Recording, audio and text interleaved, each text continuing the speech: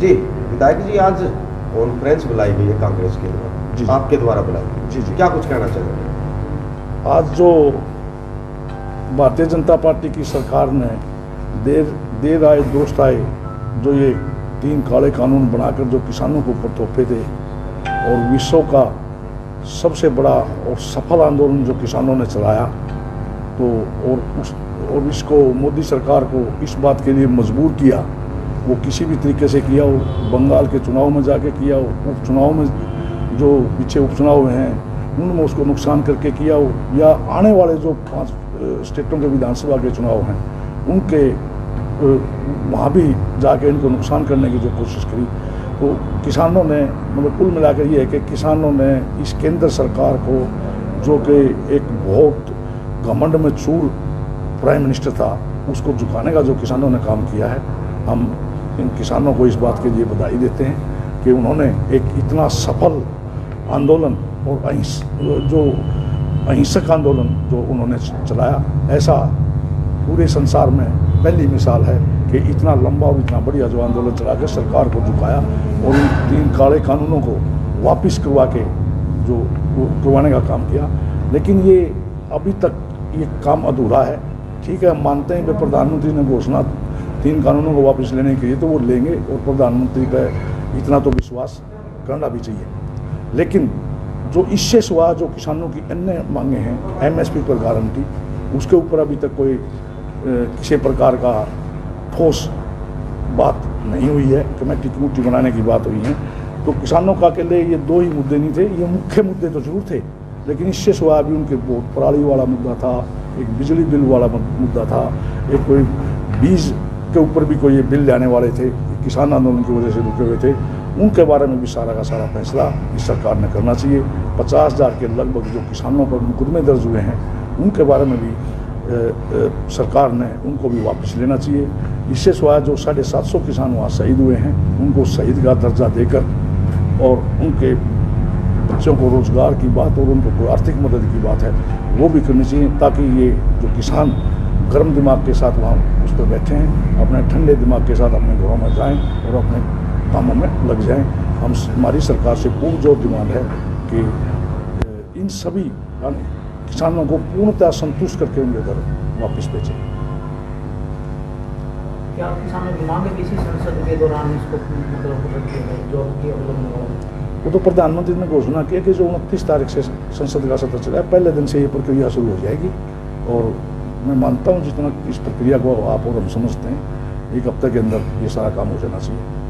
70 जो किसान शहीद हुए उसको उनको लेकर के 700 जो किसान आप बता रहे हैं, 750 के लगभग किसान शहीद हुए हैं, उनको सरकार को उनको शहीद का दर्जा देकर और उनको आर्थिक मदद करे, उनके परिवारों को, और उनके कम से कम एक बच्चे को स्थायी नौकरी प्रदान करे, ताकि वो परिवार भी अपने उस जो उन्होंने अपना घर का सदस्य खोया है उसकी भरपाई कर सकें।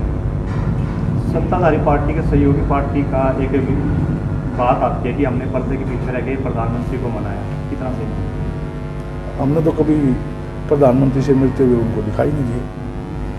कांग्रेस पार्टी का एक विपक्ष आपके समक्ष कार्यक्रम चल रहा है, क्या किसानों के लिए जोर शोर से आवाज़ उठाने का काम है? कांग्रेस पार्टी या हमारे पूर्व मुख्यमंत्री चौधरी भूपेंद्र सिंह हुड्डा हो या दीपेंद्र हुड्डा हो, वो पहले दिन से जिस दिन से किसान आंदोलन है उसके पूर्णतः समर्थन में है, और जो कांग्रेस पार्टी का जो विधायक दल है उसने जब ये आंदोलन शुरू हुआ तो पहले दिन से ही विधायक दल ने फैसला किया था और घोषणा की थी, जिस प्रकार से कंडेला कांड में जो किसान शहीद हुए थे उनके बारे में सरकार हुड्डा साहब ने पहले घोषणा की थी और उस घोषणा को लागू किया था, उनको शहीद का दर्जा दिया था, उनको आर्थिक मदद दी थी, और आर्थिक मदद के साथ साथ उनके परिवारों को एक सदस्य को जो नौकरी दी थी। इसी प्रकार से हरियाणा के जितने किसान शहीद हुए हैं उनको कांग्रेस के विधायक दल ने 2-2 लाख रुपए अपने कोष से, अपनी जेब से देने का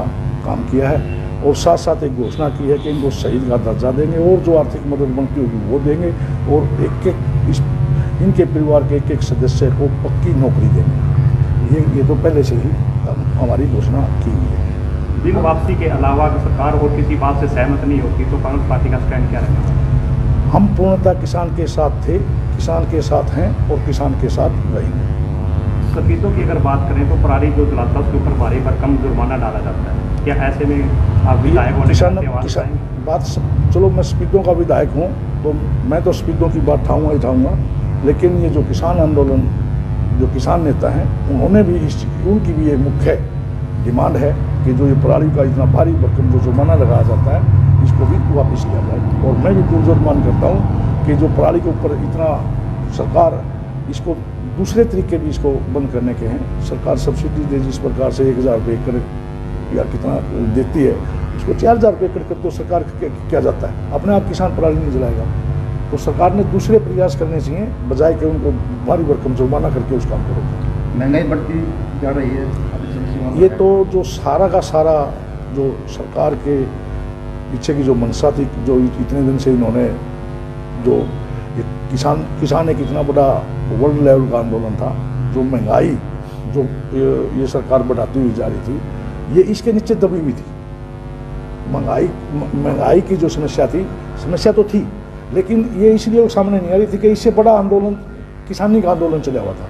और महंगाई का तो इतना बुरा हाल है, आज 100 रुपये 90 रुपये किलो टमाटर है, प्याज के भाव कितने ऊंचे हैं, हर चीज़ का बुरा हाल है। डीजल और पेट्रोल का आप देखने लग रहे हो तो इसका तो इतना बुरा हाल है कि पूछो ना। तो पहले सब्सिडी दी जा रही थी, लेकिन अब समय उसको कम किया जा रहा है और ये तो ये किसान कानून भी उसी प्रकार के थे, इसके पीछे भी मंशा यही थी। और जो सब्सिडियों को ख़त्म करने की बात है, डायरेक्ट खातों में बात है, ये तो कहते हैं आप जब इनके जो बयान आते हैं वो सुनो कि आत्मनिर्भर भारत। आत्मनिर्भर भारत का मतलब है भाई हम कुछ नहीं देंगे, अपने आप करो जो करना है। आत्मनिर्भर तो वही होता है भाई अपने आप करो जो करना है, सरकार कुछ नहीं देगी। ये तो ईश्वर अगर सर ये काले कानून भी इसी का परिणाम थे। कोरोना के बाद एक ट्रेन जो जेल से वाया रोहतक जो ट्रेन जाती थी जेल के आसपास आज तक बंद पड़ी है सर, उसको चलाने के लिए आज तक बंद। मैं तो सरकार से जो डिमांड करता हूँ कि अकेली आप कौन सी की बात करते हो, चीन से वाया पानीपत, हाँ, तो उसको चलाया जाए। अब तो ना कोरोना है ना कुछ और है, ताकि लोगों को सुविधा हो सके, क्योंकि हमारे बहुत लोग हमारे एरिए से या चीन से भी पानीपत नौकरी करने के लिए जाते हैं, और तो ताकि उनको ये सुविधा मिल सके। विधायक जी, ये कृषि बिल वापस लेने का मुद्दा है, क्या ये चुनावी स्टंट है क्योंकि यूपी के चुनाव से पहले? जब इन बिलों को वापस ही कर लिया जाएगा, कहूँ ये तो चुनाव का तो प्रेशर है नहीं, जब ये चुनाव का प्रेशर ना होता तो ये पहले भी वापस ले सकते थे।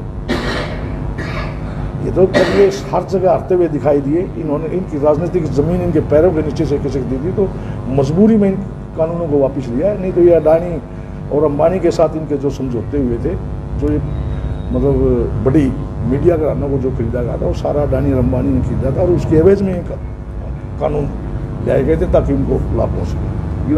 क्योंकि 80 के जो पेपर वगैरह होते हैं उनको कभी लीकेज की और ये इससे पहले इस प्रकार के 28 काम हुए थे, लेकिन उन 28 में टोटल जितना स्कैंडल था अकेले में इससे भी बड़ा स्कैंडल है। ये अकेला HPSC का नहीं है, आप 2 दिन से अखबारों में पढ़ोगे HSSC का भी है।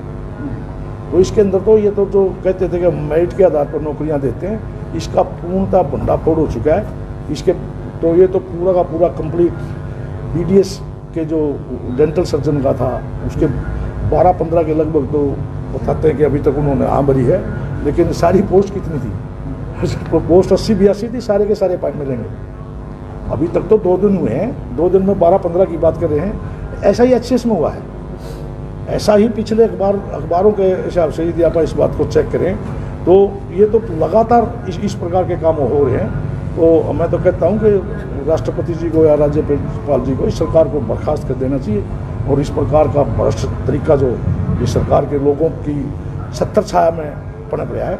क्योंकि जो अपने डिप्टी सेक्रेटरी का तो कोई पद भी नहीं होता, जैसे आज अखबार बता रहा है कि डिप्टी सेक्रेटरी का SPSC में कोई पद नहीं होता। स्पेशल पद क्रिएट करके सरकार ने अपने आदमियों को ताकि नौकरियां दी जा सकें, तो सरकार ने उस स्पेशल पद अलग से देकर और ये भ्रष्टाचार की नींव डाली। विधायक आप ही जिले में विपक्ष की भूमिका निभा रहे हो, जैसे उत्तर सुरेली की बात की जाए, विपक्ष आपके द्वार, तो उसका मुख्य उद्देश्य क्या कर रही थी विपक्ष आपके द्वार? विपक्ष आपके समक्ष, हाँ जैसे सरकार आपके द्वार, जो सरकार होती है उसने उसके द्वार जाना चाहिए जनता के द्वार। लेकिन हमने पिछले 2 साल में देखा है सरकार चंडीगढ़ में बैठी, किसी के द्वार पे नहीं गई, किसी शहर में नहीं गई, किसी और में नहीं गई। तो फिर उसके सरकार के बाद विपक्ष का फर्ज बनता है कि विपक्ष जब सरकार कोई काम ना कर रही हो तो वो विपक्ष की भी ड्यूटी है करे। तो हमने सरकार और विपक्ष आपके समक्ष कार्यक्रम चलाया है, इसके अंदर हम कोई भाषणबाजी नहीं करते। एक नेता, एक हमारा पूरा विधायक दल वहाँ सामने बैठा होता है और हमारे एकमात्र सांसद दीपेंद्र हुड्डा वो भी वहाँ बैठे हुए हैं और हम जनता से पूछते हैं वे आपकी क्या क्या समस्याएं हैं, ताकि हम आपकी इन समस्याओं को विधानसभा और लोकसभा या राज्यसभा में उठा सकें। वहाँ तो उठाएंगे, यदि हम प्रेस के माध्यम से उठाने की बात आएगी प्रेस के माध्यम से उठाएंगे, आपके लिए कोई आंदोलन करने की बात आएगी आंदोलन करेंगे। तो इसलिए ये विपक्ष आपके समक्ष हर जिला हेडक्वार्टर पर शुरू किया हुआ है, इसके बाद हल्का स्तर पर इसको आगे इसको विस्तार देंगे। जब ये लोही के अंदर एक पूर्व मंत्री का विरोध किया गया तो उसके समर्थन में आकर अरविंद शर्मा ने कहा कि जो आग करेगा आग निकाल देंगे, आग करेगा तो हाथ काट देंगे, उसको कैसे देखते हैं? हमारे से तो ये इस प्रकार की बातें तो बीजेपी के लोग करते हैं, हम तो विकास की बात है, हमारे से कुछ नहीं हो। तो विकास के लिए हम चिंतित रहते हैं और विकास के लिए प्रयास रहते हैं। इस प्रकार की बातों में हमारा कोई विश्वास नहीं। सरकार पर एक सवाल उठता है, पिछला 1 साल होने को है पंचायती चुनाव को लेकर के, आज गाँव में समस्याएं बनी हुई है, ऐसे में विपक्ष भी इस मुद्दे को कहीं पर उठाने में सक्षम नहीं।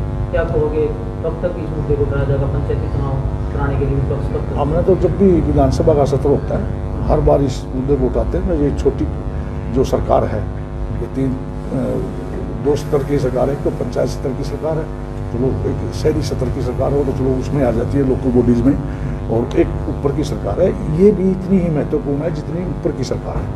तो इसके जल्दी से जल्दी चुनाव का है ताकि लोकतांत्रिक प्रक्रिया से लोगों के काम हो सके और वो लोकल सरकार है जो वो चुनी जा सके।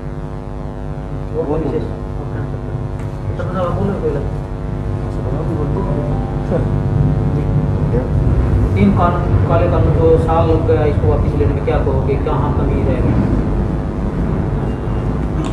ये तो सारा विधायक जी ने बता ही दिया कि आप पत्रकार साथी मेरे से सवाल करे तो जो ये 3 काले कानून थे, ना तो ये किसानों ने कभी इनकी मांग करी थी, ना कोई किसी चर्चा हुई थी, उन्होंने खुद ही बना लिया। और इतना जो किसानों का प्रेशर दिखाई दिया जब सरकार ने इनको गांव में घुसने ही नहीं दिया, तो इतना बड़ा प्रेशर आगे भी प्रधानमंत्री ने फिर चुपना पड़ा और ये 3 काले कानून वापस लिए। अभी तो इनकी घोषणा ही करी है, लेकिन किसानों ने तो अभी भी मेरे ख्याल में विश्वास कम है। किसान अपनी जिद पर बैठे हैं, जब तक ये पूरे लिखित में नहीं दे देंगे तब तक ये अपने घर वापसी नहीं करेंगे। और मैं भी सरकार से कहता हूँ कि पूरे लिखित में ये काले कानून वापस करने का काम करें, MSP की गारंटी का कानून बनाएं, जो भी किसानों की जो और 3-4 जो डिमांड है वो सारी की सारी पूरी करने का काम करें, तब किसानों की संतुष्टि हो। आप जनता में घूमते हो, फिलहाल सत्ता की सरकार से क्या मानते हो, किन बातों से जनता नाराज है? सरकार की किसी भी पॉलिसी से जनता खुश नहीं है। पॉलिसी तो इन्होंने बनाई ही नहीं, पॉलिसी तो जो पिछली सरकारों ने बना रखी थी उन पे भी इन्होंने काम करने का, उनको लागू करने का काम नहीं किया। पॉलिसी तो इनके पास है ही नहीं, पता नहीं किस प्रकार से इनकी सरकार चल रही है, राम भरोसे। आप सरपंच हो, सरपंच के चुनाव नहीं हो, उस पर क्या कहोगे? आप निवर्तमान सरपंच हो, फिलहाल में भी पहले भी सरपंच रहे हो।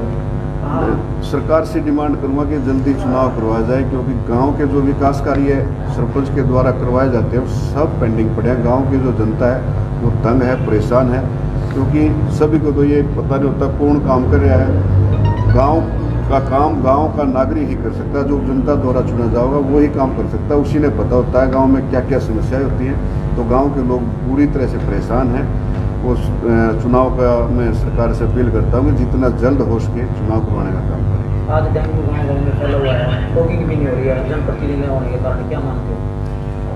सरकार सरपंच होते तो सारा काम होता, किसके सहयोग से काम करे? सरकार का कोई सहयोग नहीं, कोई गांव में जाकर के कोई सूद लेने का काम करता ही नहीं। कोई जो गांव में 2-4% जो लोग जागरूक होते हैं वो दफ्तरों के चक्कर काट के थोड़ा बहुत कुछ काम करवाने में सक्षम है, लेकिन आम जो लोग हैं वो तो बेचारे परेशान हैं।